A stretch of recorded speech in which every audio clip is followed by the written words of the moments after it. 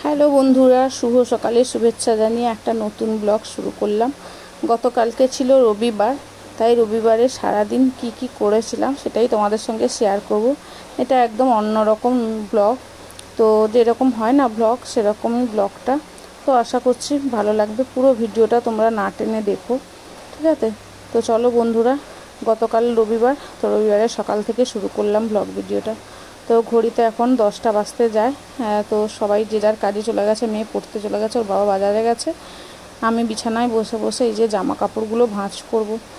তো এই জামা কাপড়গুলো ভাঁজ করে নিই, কারণ আমি তো নিচে নেমে কোনো কিছু করতে পারি না, সবই খাটে বসে বসেই আমাকে করতে হয়। মানে এখন তাও পারি অল্প অল্প করতে, তো যতটা পারি চেষ্টা করি, বসে থাকতে ভালো লাগে না আর, তাই যতটা পারি চেষ্টা করি।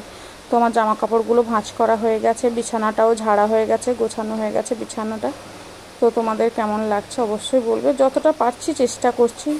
তো সব আমার স্নান হয়ে গেছে। তো এখন দেখো বাজার থেকে চলে এসছে আর বর সবজি কুটে দিচ্ছে। আজকে বলেছে আমি একটু রান্না করব, তো কি রান্না করছি চলো দেখাই।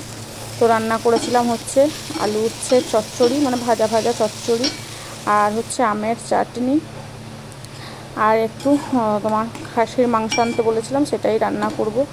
তো অনেক দিন সেইভাবে খাওয়া দাওয়া ঠিক মতো হয় না, জানোই তো যে সেইভাবে হয় না। তো আজকে একটু ভালো ছিলাম বলে বলেছিলাম আনতে, তাই নিয়ে এসেছিলো। আর আমি প্রেসার কুকারে রান্না করেছি পাতলা করে, কারণ এখন রিচ খাওয়া বারণ।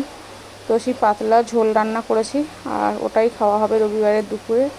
তো তোমরা কে কী দিয়ে খেয়েছিলে অবশ্যই আমাকে কমেন্ট করে জানাবে। আর খাসি মাংস সবাই খেতে ভালোবাসে জানি, তাও বললাম, অনেকে খায় না, অনেকে আবার প্রচুর খেতে ভালোবাসে। তো যারা যারা খেতে ভালোবাসে অবশ্যই কমেন্টে জানাবে, আর যারাও খেতে ভালোবাসে না তারাও কমেন্টে জানাবে।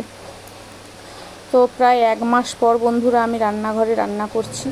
তো আমার অবস্থাটা দেখেছো, এই যে প্রেসার কুকারেই রান্নাটা করছি। পুরো 1 মাস আমি কোনো কাজ করতে পারিনি, পুরো বিছানায় শোয়া ছিলাম। 1 মাস পর রান্না করেছি। তো রান্না বান্না শেষ হয়ে গেছে, এবার আমাকে ভাত বেড়ে দিয়েছে। আমি নিচে বসতে পারি না বলে ভাতও বাড়তে পারি না, দুটো চেয়ার নিয়ে বসে খাই।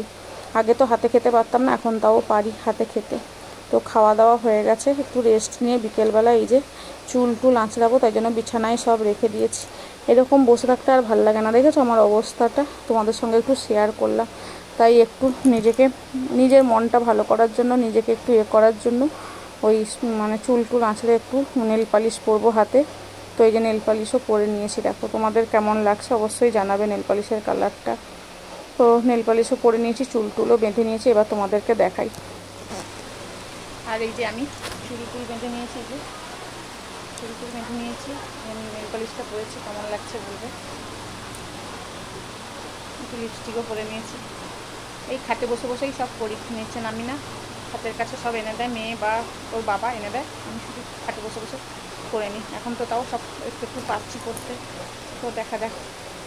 তো চলো বন্ধুরা, এখন অনেক রাত হয়ে গেছে, আর রাতের খাবার হচ্ছে এটাই, তো রাধা পল্লবী আর আলুর দম মিষ্টি। তো গুড নাইট।